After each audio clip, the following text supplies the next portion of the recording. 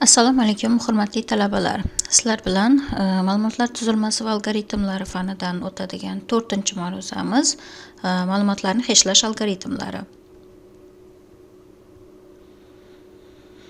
Ma'ruzamiz rejasi bilan tanishib olamiz.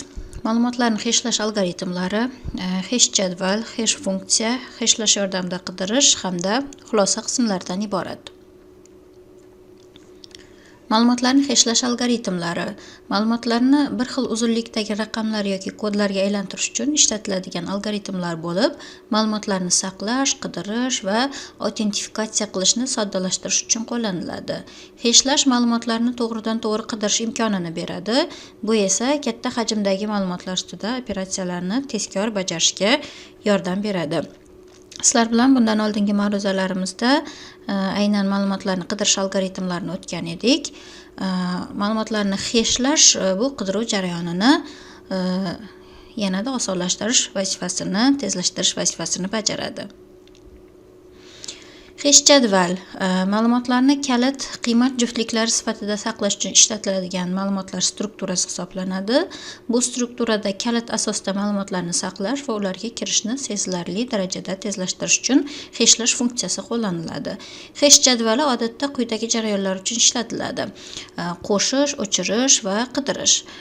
Qo'shish bu yangi elementni jadvalga qo'shish hisoblanadi. O'chirish ma'lum elementlarni jadvaldan o'chirish jarayoni, qidirish esa kalit yordamida ma'lum elementni jadvaldan topish jarayoni hisoblanadi.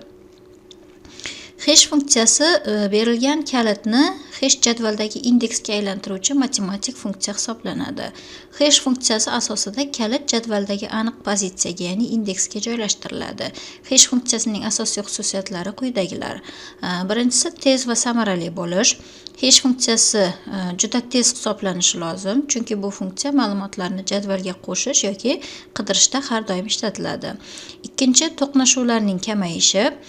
Har xil kalitlar uchun turli indekslarni hosil qilish hash funksiyasining asosiy vazifasi bo'lib, to'qnashuv yuzaga kelish ehtimolini kamaytirishi kerak. To'qnashuvlar va ularning boshqarilishi. To'qnashuv ikki yoki undan ortiq kalitlar bir xil hash qiymatni hosil qilgan holat hisoblanadi. To'qnashuvlarni boshqarish uchun quyidagi usullar ishlatiladi: zanjir usuli va ochiq adreslash usullari. Zanjir usuli hash jadvalidagi har bir indeksga elementlar ro'yxati bog'lanadi. Agar to'qnashuv yuz bersa, yangi element shu ro'yxatga qo'shiladi. Ochiq adreslashda esa to'qnashuv bo'lsa, jadvalning boshqa bo'sh joyiga joylashtirish amalga oshiriladi. Ushbu usulning quyidagicha turlari mavjud. Liner probing, ya'ni chiziqli qidiruv usuli. Bo'sh joy topilguncha ketma-ket keyingi indekslar tekshiriladi bu holatda. Ikkinchi, kvadratik qidiruv. Bunda indeks kvadrat asosida o'zgaradi. Uchinchisi, double hashing. Ikkinchi hash funksiyasi yordamida yangi indeks topiladi bu holatda. Hashlash yordamida qidirish. Hashlash yordamida qidirishning asosiy g'oyasi ma'lumotni kalitga bog'liq holda jadvaldagi indeksga joylashtirish va keyinchalik shu kalit orqali qiymatni oson topishdir. Bu jarayonni quyidagi qadamlar bilan tushuntirish mumkin. Ma'lumotlarni hashlash. Kalit berilganida hash funksiyasi yordamida indeks hisoblanadi. Ma'lumotlarni saqlash. Bunda hosil bo'lgan indeks orqali ma'lumotlar jadvalga joylashtiriladi. Va ma'lumotlarni qidirish. Kalit orqali hosil qilingan jadvaldagi mos indeks topiladi va u yerdan qiymat olinadi. Hashlash yordamida qidirishning samaradorligi odatda bitta amal hisoblanadi, ya'ni qidirish amaliyoti ma'lumot to'plamlari bilan ishlashda muhim afzallikda tez bajariladi. Bu ko'pincha katta samara beradi. Misol sifatida hash jadval yaratishni ko'rib chiqamiz. Bu yerda hash jadval yaratish uchun klassdan foydalanamiz. Klass nomini hash table deya nomladik. Jadval uchun massiv yaratib olamiz, ya'ni butun sonlardan iborat table deb nomlangan massiv yaratib oldik. Elementlar soni size'ga teng. Klassning konstruktorini e'lon qilib olamiz. Konstruktorning vazifasi massivning dastlabki barcha elementlarini -1 bilan ta'minlashdan iborat. Ya'ni dastlabki holatda barcha joylarni bo'sh qilib olamiz. Hash funksiya yaratib olamiz. Hash funksiyaning vazifasi butun sonli kalit qiymatni qabul qiladi va uni qoldiq orqali indeksni aniqlashga xizmat qiladi. Keyingi funksiyamiz element qo'shish funksiyasi. Element qo'shish kalit qiymat orqali amalga oshiriladi, ya'ni kalit qiymatni qabul qiladi va hash funksiyasi orqali mana shu kalitning indeksini aniqlab oladi. Keyin shu indeksdagi elementni tekshirib ko'radi. Agar u bo'sh bo'ladigan bo'lsa, ya'ni dastlabki qiymati -1 ga teng bo'ladigan bo'lsa, aynan shu indeksga kalitni joylashtiramiz. Aks holatda, ya'ni indeks bo'sh bo'lmasa, unda element mavjud bo'ladigan bo'lsa, quyidagicha xabar chiqaramiz. To'qnashuv yuz berdi, kalitni qo'shib bo'lmadi deya izoh chiqarishimiz mumkin. Endi mana shu kalit yordamida elementni qidirishimiz mumkin. Buning uchun ham alohida funksiya yaratib olamiz. Bu funksiya kalit qiymatni qabul qiladi. Hash funksiyamiz yordamida uning indeksini aniqlaydi va mana shu indeksdagi elementni qaytaradi. Ko'rib turganimizdek, bu yerda faqat bitta amal yordamida qidiruv amalga oshiriladi. Agar mana shu indeksda kalit mavjud bo'lsa, uni qiymatini qaytaramiz. Yo'q bo'ladigan bo'lsa, u holda shunga mos ma'lumot qaytarishimiz mumkin. Endi hash jadvalni ko'rsatish funksiyasi. Bu holatda massivning barcha elementlarini ekranga chiqarishimiz talab qilinadi, ya'ni sikl aylantiramiz 0 dan to sizegacha. Agar inch indeksdagi massiv elementi bo'sh bo'lmasa, ya'ni -1 dan farqli bo'ladigan bo'lsa, u holda shu indeksdagi elementni ekranga chiqaramiz. Aks holatda bu indeks bo'sh deya xabar chiqarishimiz mumkin. Asosiy funksiyamizda hash jadvalni hosil qilamiz va unga bir nechta elementlarni qo'shib olamiz. Ya'ni insert item funksiyamiz mavjud edi. Shu funksiya orqali biz 4 ta elementni jadvalimizga joylashtirib olamiz. Undan keyin esa jadvaldagi barcha elementlarni ekranga chiqaramiz va kalit orqali qidiruvni amalga oshiramiz. Bunda kalit qiymatini 20 deb berdik va search item funksiyasiga murojaat qilib, mana shu kalitning jadvalda bor yoki yo'qligini aniqlashimiz mumkin. Dastur natijalarini ko'radigan bo'lsak, avval 25 ni qo'shib bo'lmadi. Nimaga deganda biz funksiyamizda size ni 10 ga teng deb olgandik, ya'ni kalit qiymat 10. Bu holatda berilgan kalitning 10 ga bo'lgandagi qoldig'i orqali indeks tanlanadi va mana shu indeks mos keladigan holatlar bo'ladigan bo'lsa, u holda to'qnashuv yuzaga keladi. Dasturimiz natijasida 15 ni oladigan bo'lsak, 15 ning kalit qiymati 5 ga teng bo'ladi. Uni jadvalga qabul qiladi. 25 ni esa qabul qilmaydi. Nimaga deganda 25 ni ham kalit qiymati 5 ga teng. Shuning uchun ham bu yerda to'qnashuv yuz berdi deya izoh hosil qilindi. 35 ni ham qabul qila olmaydi. Nimaga deganda bunda ham qoldiq 5 ga teng bo'ladi. 20 ni esa qabul qiladi. Demak, jadvalga 15 va 20 sonlari qabul qilindi. Bu aynan 0 va 5 indekslarga joylashtirildi. Keyin esa 20 ni qidirgan vaqtimizda 20 aynan jadvalimizda mavjudligini ko'rishimiz mumkin. Dastur izohini ko'rib chiqamiz. Hash funksiya kalitni indeksga aylantirib, qiymatni jadvalga joylashtirish yoki qidirish uchun ishlatiladi. Element qo'shish funksiyasi berilgan kalitni jadvalga joylashtiradi. Agar indeks band bo'lsa, to'qnashuv degan xabar chiqariladi. Elementni qidirish funksiyasi berilgan kalit bo'yicha qiymatni jadvaldan izlaydi va topilgan, topilmagani haqida ma'lumot qaytaradi. Natija esa hash jadvali to'ldirilib, qidirish operatsiyalari bajariladi. Ushbu kod hash jadvali va hash funksiyasi yordamida ma'lumotlarni qanday saqlash va qidirishni tushuntiradi. To'qnashuvlar sodir bo'lganida ularni hal qilish uchun maxsus mexanizmlar, masalan, zanjir usuli yoki ochiq adreslash ishlatilmagan, shuning uchun qo'shilmagan qiymat haqida xabar chiqaradi. Endi aynan mana shu yuzaga kelgan muammo, ya'ni to'qnashuvlarni hal qilishimiz mumkin. Buning uchun hash jadvaldagi ma'lumotlardan biri to'qnashuv holati hisoblanadi. To'qnashuvlar 2 yoki undan ortiq kalit bir xil indeksga tushganda sodir bo'ladi.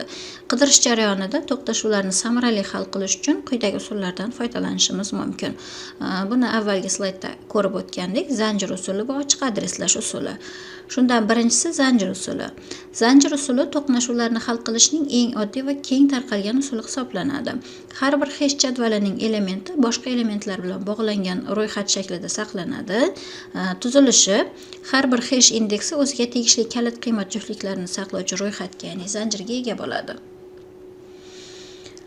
Bunga misol ko'rib chiqadigan bo'lsak, klassdan foydalanib hash jadval yaratib olamiz. Elementlarni saqlash uchun esa listdan, ya'ni bog'langan ro'yxatdan foydalanishimiz mumkin. Bu zanjir hisoblanadi. Listning elementlari butun sonli va unga bog'langan satrli qiymatlarni o'zida saqlaydi. Size'ni yana oldingi misolimizda 10 ga teng deb olamiz. Bu hash jadvalning o'lchami hisoblanadi. Hash funksiyasi ham xuddi oldingi misolimizdagidek, ya'ni kalitni size'ga bo'lgandagi qoldiq orqali aniqlab olishimiz mumkin. Element qo'shish quyidagicha bo'ladi. Bunda ikkita qiymat qabul qilamiz: kalit va unga bog'langan satrli qiymat. Indeksni aniqlaymiz hash funksiya yordamida va mana shu indeksga kalit va unga bog'langan qiymatni zanjirga qo'shib borishimiz mumkin. Bu holatda, demak, bitta kalitga bir nechta maydon mos keladigan bo'lsa, ular aynan bog'langan holatda qabul qilinadi. Qidirish funksiyasi avval kalit orqali indeksni aniqlab olamiz va mana shu indeksga teng bo'lgan barcha qiymatlarni ekranga chiqarib berishimiz mumkin. Agar bu kalitga mos indeks topilmasa, not found nomli xabarni qaytaramiz. O'chirish. Bu yerda remove funksiyasidan foydalanishimiz mumkin. Argument sifatida kalitni qabul qiladi. Bunda ham avval kalitning indeksini aniqlab olamiz va shu kalitga mos bo'lgan barcha elementlarni bog'langan qiymatlarni o'chirish vazifasini bajaradi. Asosiy funksiyamizda klassning obyektini yaratib olamiz va unga bir nechta qiymatlarni qo'shib olamiz. Demak, kalit maydon va unga bog'langan maydon ko'rinishida 1, 11 va 2 sonlarni kiritib oldik. 11 ni kiritgan vaqtimizda to'qnashuv hosil qilinadi, lekin buni mos kalit maydoniga qabul qilishimiz mumkin bo'ladi. Endi natija sifatida 1 ga teng bo'lgan kalit maydonni va kalit maydoni 11 ga teng bo'lgan maydonni ekranga chiqarib berishimiz mumkin. Keyingi qiymat 1 ni kalit qiymati 1 ga teng bo'lgan maydonni hash jadvaldan o'chiramiz va o'chirilgandan keyingi qidiruvni amalga oshirishimiz mumkin. Bu yerda natijalarni ko'radigan bo'lsak, 1 ga teng bo'lgan kalit va 11 ga teng bo'lgan kalitlarni ekranga chiqardik va bir o'chirilgandan keyin uning qidiruv natijasi not found xabarini yuzaga keltiradi. Ikkinchi usul ochiq adreslash usuli. Ochiq adreslashda to'qnashuv sodir bo'lganida keyingi bo'sh indeksni topish uchun turli usullar ishlatiladi. Bular 3 xil usul edi, ya'ni chiziqli qidirish, kvadrat qidirish va double hashing usullari. Misol sifatida chiziqli qidirishdan foydalanilgan misolni ko'rib chiqamiz. Bunda ham aynan hash jadval yaratib olamiz, size'ni va hash jadvalni hosil qilamiz. Bu yerda jadvalimiz satrli toifadagi qiymatlarni qabul qilgan. Hash funksiyamiz ham yana avvalgiday element qo'shishicha kalit qiymatni qabul qiladi va kalitning indeksini hash funksiyadan foydalanib yaratib oladi. Keyin mana shu indeksni tekshirib ko'ramiz. Buning uchun takrorlanuvchi jarayondan foydalanamiz, ya'ni to'qnashuv paytida keyingi indeksga o'tish uchun navbatdagi bo'sh indeksni topishimiz talab qilinadi. Agar jadvaldagi indeks bo'sh bo'lmasa, u holda jarayon davom qiladi, ya'ni indeksni bittaga oshirib borishimiz mumkin va topilgan bo'sh indeksga kalitni qo'shib olamiz. Qidirish amali ham xuddi shunday amalga oshiriladi, ya'ni kalit bo'sh bo'ladigan bo'lsa jarayon davom qiladi va kalit topilsa qiymatni qaytarishimiz mumkin. Agar umuman bu kalit uchramaydigan bo'lsa, u holda topilmadi deya izoh chiqaramiz. Asosiy funksiyamizda klassning obyektini yaratib olamiz va bir nechta kalitlarni qo'shib olishimiz mumkin. 1ni, 6ni, 2ni va 7ni qo'shib oldik. Bu yerda 6 va 7ni qo'shgan vaqtimizda to'qnashuv yuzaga keladi va keyingi bo'sh indeksni topish orqali bu elementlarni hash jadvalimizga joylab olishimiz mumkin bo'ladi. Keyingi qismida qidirish operatsiyalari bajarilgan. Har bitta kalitni qidirib, agar mavjud bo'ladigan bo'lsa, topildi deya izoh ekranga chiqariladi. Bu yerda 1, 6 va 2 ni qidirdik. Ular hash jadvalimizda mavjud, 3 esa mavjud emas. Shuning uchun topilmadi deya xabar chiqariladi. C++ dasturlash tilidagi map va unordered map sinflari. Map bu kalit qiymat juftliklarini saqlaydigan ma'lumotlar tuzilmasi bo'lib, C++ ning STL ya'ni Standard Template Library ning qismi hisoblanadi. Map o'z kalitlarini tartiblangan holda saqlaydi. Mapda har bir element kalit bo'yicha tartiblangan holda joylashadi. Mapda qidirish, qo'shish va o'chirish logaritm ikkasiga ko'ra n murakkablikda bajariladi. Unordered map esa hash table asosida ishlaydigan map turi hisoblanadi. C++ STL da mavjud bo'lib, hash table ya'ni hash jadval asosida ishlaydi. U kalit qiymat juftliklarini tartibsiz holda saqlaydi, ya'ni mapda farqli jihati mana shundan iborat.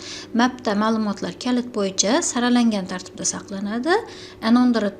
Unordered mapda esa umuman tartibsiz holatda saqlanadi. Map va unordered map farqi. Agar hashing asosida variant kerak bo'lsa, bu holatda unordered map ishlatiladi. Xususiyati map BST daraxt bo'yicha, unordered map esa hash table asosida ishlaydi. Ichki tuzilmasi mapda qizil-qora daraxt ishlatiladi. Unordered mapda esa hash jadval ishlatiladi. Tartiblanganligi birinchisida mavjud, ikkinchisida yo'q. Qidirish tezligi birinchi holatda logaritmik asosga ko'ra n dedik. Ikkinchi holatimizda esa bitta amal yordamida qidirish amalga oshiriladi. Qo'shish tezligi ham xuddi shunday. Xotira sarfi birinchida ko'proq, ikkinchida esa kamroq sarflanadi. Mapga misol ko'rishimiz mumkin. Map bu o'zaro bog'langan kalit qiymat juftliklari to'plami sifatida tasavvur qilishimiz mumkin. Har bitta maydonga biz toifa berib o'tishimiz kerak. Ya'ni bu holatda ikkala maydonimizni ham butun sonlardan iborat deya belgilab oldik. Element qo'shish uchun insert funksiyasidan, index kiruvidan yoki insert make pair funksiyalaridan foydalanishimiz mumkin. Bu yerda 3 xil usulda element kiritib oldik. Ya'ni 3 kalit maydon, 2 esa kalitga bog'langan maydon. Bu holatimizda 2 kalit maydon, 5 esa unga bog'langan maydon. Uchinchi holatda 4 kalit maydon, 5 esa unga bog'langan maydon hisoblanadi. Mapni ekranga chiqarish uchun oddiy sikldan foydalanishimiz mumkin. Buning uchun auto kalit so'zini ishlatamiz, ya'ni sikl parametrini olamiz va u mapning har bitta elementiga murojaatni ta'minlaydi. Birinchi maydonga murojaat qilish uchun first kalit so'zidan, ikkinchi maydonga murojaat qilish uchun second kalit so'zlardan foydalanishimiz mumkin.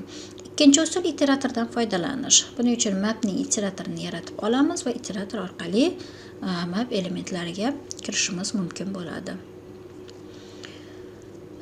Ko'rib turganimizdek, dastur natijalari biz qo'shgan vaqtimizda ixtiyoriy tartibda qo'shgandik, lekin natija kalit bo'yicha saralangan holatda saqlanadi. Ya'ni kalit o'sish tartibida saralanadi va shunga mos ravishda bog'langan maydonlar ham joylashtirib olinadi.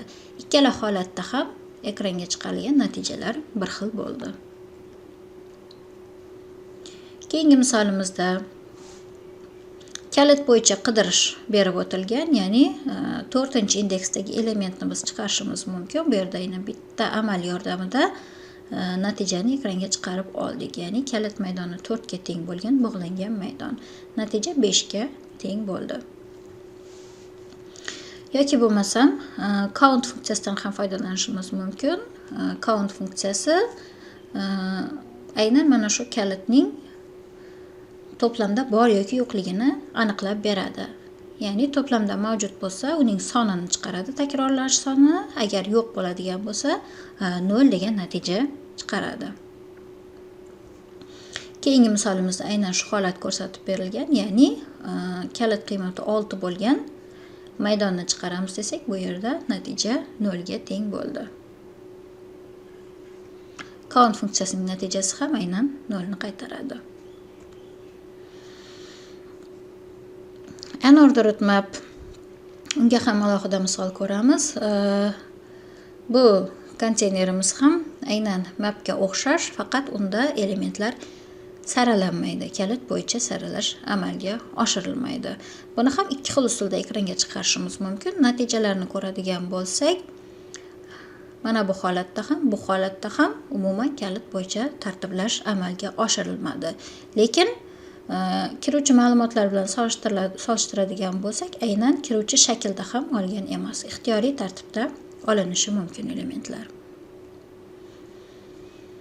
Ism, familiya va pasport ma'lumotlari bo'yicha jadval tuzamiz va mana shu jadvalda qidiruvni amalga oshirishimiz mumkin. Bu yerda unordered mapdan foydalandik. Ikkala maydon ham satrli toifadan iborat bo'ldi. Birinchi maydonda pasport ma'lumot, ikkinchi maydonda esa aynan ism, familiyani saqlab olishimiz mumkin.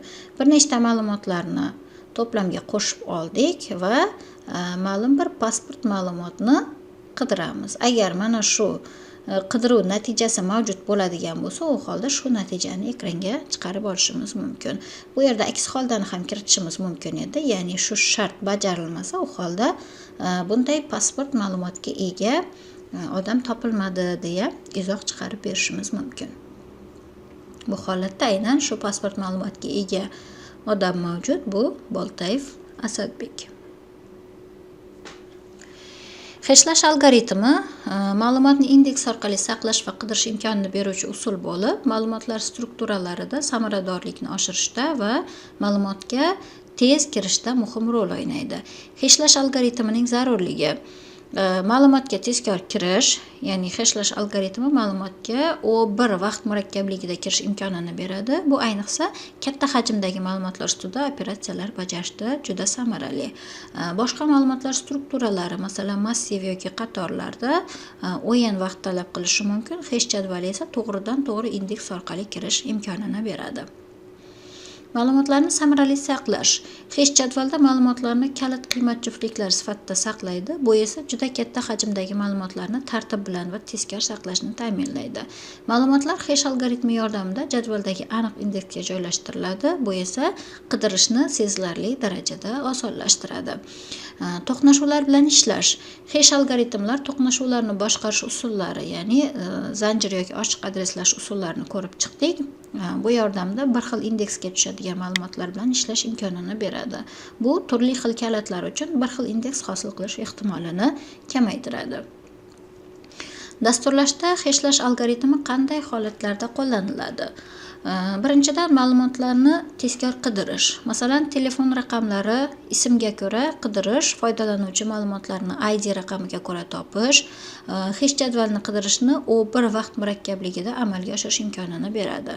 Bu holatda, masalan, foydalanuvchi identifikatoriga ega tizimlarda foydalanuvchini qidirish uchun kalit sifatida foydalanuvchi ID qo'llanilishi mumkin.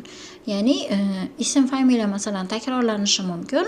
Bizga aynan takrorlanmaydigan maydonlarni olib kalit sifatida foydalanish talab qilinadi. Ma'lumotlarni xotiraga samarali joylashtirish. Cache tizimlarida hash jadvalidan foydalaniladi. Masalan, tez-tez so'raladigan web sahifalarni saqlash uchun cache tizimida hash funksiyasi yordamida ma'lumotlar tezkor saqlanadi va qayta o'qish vaqtida tez topiladi.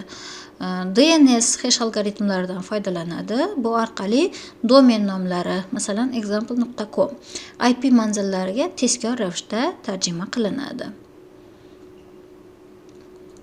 Duplikatlarni tekshirish, fayl yoki ma'lumotlarning duplikatlarini aniqlash. Hash algoritmlari faylni yoki ma'lumotni sobit o'lchamdagi hash qiymatiga aylantirishi mumkin. Agar ikkita faylning hash qiymati bir xil bo'lsa, ular ehtimol bir xil fayl hisoblanadi. Bu orqali duplikatlarni tezda aniqlashimiz mumkin bo'ladi. Bu ayniqsa ma'lumotlar bazalarida yoki shifrli protokollarda ishlatiladi. Masalan, Secure hash algoritm yordamida ma'lumotlarni hashlash va tekshirish uchun. To'rtinchidan kalit qiymat juftliklari bilan ishlashimiz mumkin. Hashmap yoki dictionary, ya'ni lug'atlar kabi ma'lumotlar strukturasi ko'plab dasturlash tillarida hash jadvaliga asoslangan bo'lib, kalit orqali qiymatlarni saqlash va ularga kirish imkonini beradi. Misol uchun, Pythondagi dictionary ma'lumotlar turi, Javadagi hashmap va C++dagi unordered map hash jadvalidan foydalanadi. Parol saqlash. Parollarni xavfsiz saqlash uchun hash algoritmlaridan foydalaniladi. Parolning asl nusxasi emas, uning hash qiymati saqlanadi. Kiruvchi foydalanuvchi parolini hashlash va saqlangan qiymat bilan solishtirish orqali parol tekshiriladi. Bu usul foydalanuvchi parolini xavfsiz saqlashga yordam beradi. Oltinchidan, ma'lumotlarning konsistentligini tekshirish. Fayllarning yoki ma'lumotlarning o'zgarmaganligini tekshirish uchun hash summalari ishlatiladi. Agar fayl yoki ma'lumot o'zgarsa, uning hash qiymati ham o'zgaradi. Bu esa verifikatsiya qilishda yoki ma'lumotlarni tarmoq orqali uzatishda ma'lumotlarning yaxlitligini ta'minlash uchun ishlatiladi. Hash funksiyalar ma'lumotlarni qidirish algoritmlarida samaradorlikni oshirish uchun ishlatiladi. Bu funksiya kalitni hash jadvalidagi aniq indeksga o'tkazadi. Bu esa qidirish jarayonini juda tezlashtiradi. Qidirish jarayoni kalitga hash funksiyani qo'llash, jadvaldan qiymatni olish va samaradorlik jarayonlarini yuzaga keltiradi. Xulosa, hash jadvalda hash funksiya yordamida qidirish juda samarali amalga oshiriladi, chunki ular kalitni to'g'ridan-to'g'ri indeksga o'tkazib, qidirish vaqtini sezilarli darajada kamaytiradi. To'qnashuvlar bog'langan ro'yxatlar yordamida hal qilinadi. Bu esa bir xil indeksga tushgan bir nechta kalitlarni ham saqlash imkoniyatini beradi. Bu usul ma'lumotlar bazalarida, kesh tizimlarida, foydalanuvchi autentifikatsiyasida va boshqa ko'plab holatlarda qo'llaniladi. Chunki O1 vaqt murakkabligida tezkor qidirish va qo'shish imkoniyatini ta'minlaydi. C++da unordered map mavjud. Bu hash funksiyasidan foydalanadi va kalit qiymat juftliklarini hash jadvalida saqlaydi.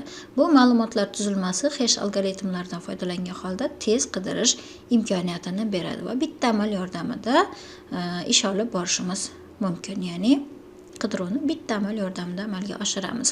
Foydalanish. Unordered map orqali hash algoritmlarining afzalliklaridan foydalanish mumkin. U ma'lumotlarni hash qilish orqali ularni tezda qidirish va qo'shish imkonini beradi. Bu galgi ma'ruzamiz mana shulardan iborat edi. E'tiboringiz uchun rahmat.